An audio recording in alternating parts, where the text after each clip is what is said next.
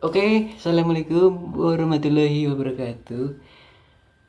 Kali ini gue mau bahas bola lagi nih. Nah, di pembahasan kali ini kita mau bahas pertandingan semalam di Liga Champion antara Juventus melawan Al Chelsea ya.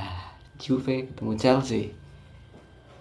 Oke, di gua nih sebenarnya di sebelumnya nih gua bakal memprediksi itu yang bakal menang itu Chelsea, tapi ternyata malah kalah ya. Dan ya inilah sepak bola bro, jadi nggak ada yang pasti dalam sepak bola itu, bukan matematika yang jelas. Oke, kita mulai dari formasi dari kedua tim. Juve menggunakan formasi 4-3-3 itu di atas kertas. Sedangkan Al Chelsea di bawah Thomas Tuchel menggunakan formasi 3-4-3 ya.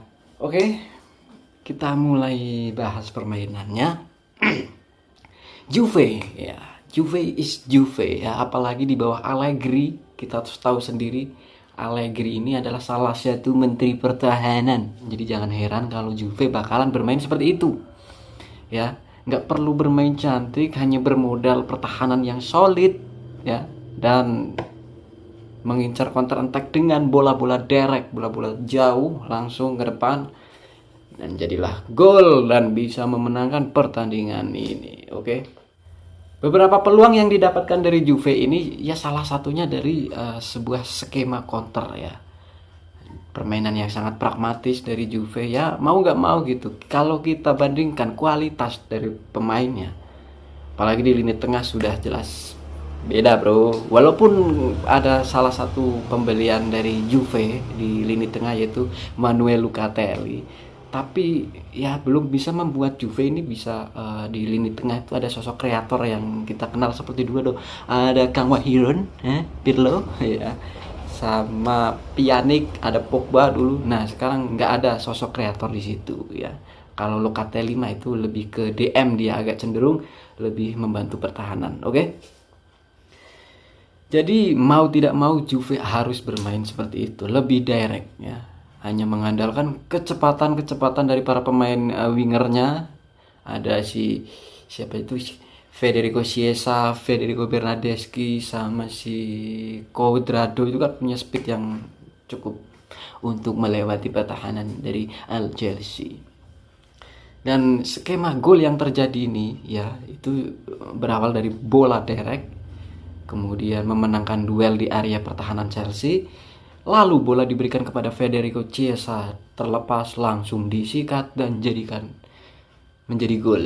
Oke, ini pemain yang sangat luar biasa sih kalau menurut saya. Ini masih muda si Chiesa ini, dia punya speed, punya kecepatan lari yang cukup baik, cukup bagus di atas rata-rata, skill individu luar biasa ditambah finishing yang sangat mematikan. Nah, cukup satu shoot ya, dua shoot ya, yang satu nggak masuk, tapi ini bisa diselesaikan jadi gol.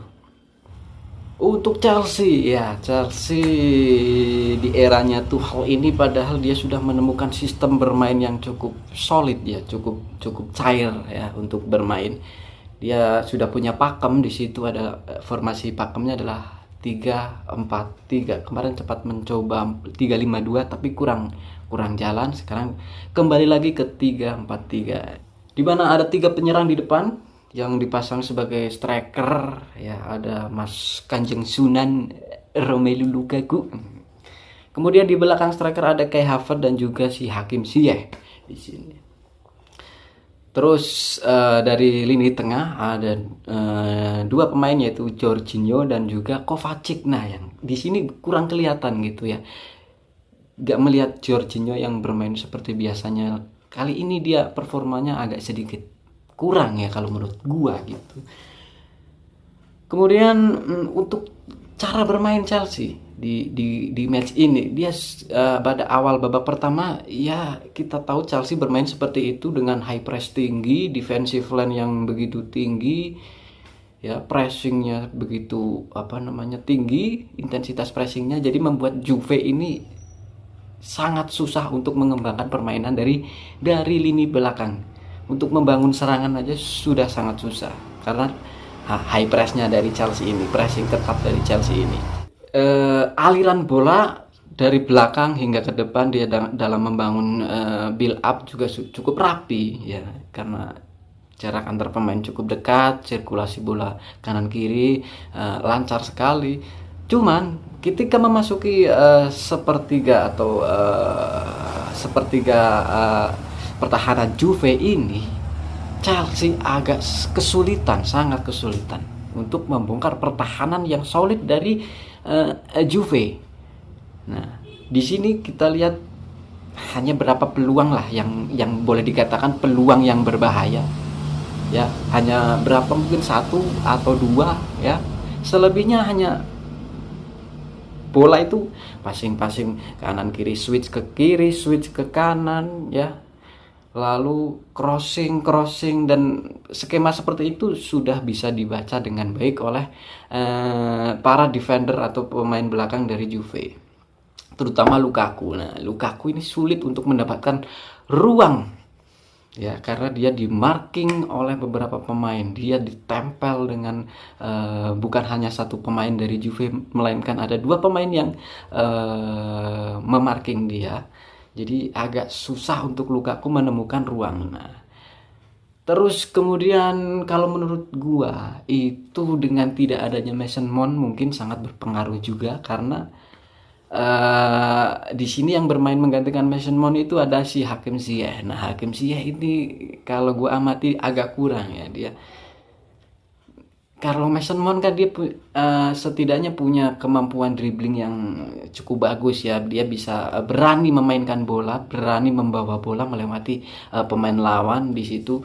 Nah, sosok pemain yang seperti ini yang harusnya dibutuhkan oleh Chelsea gitu, karena Hakim Ziyech kita lihat dia hanya bermain cukup taktikal ya, sangat bermain aman, passing kanan, passing kiri. Dia takut untuk mencoba melewati kumpulan pemain itu. Nah, kalau Mason Mount dia agak gerasa kerusuk sebenarnya, cuman seperti itulah yang dibutuhkan ketika lu menghadapi tim yang bertahan seperti ini.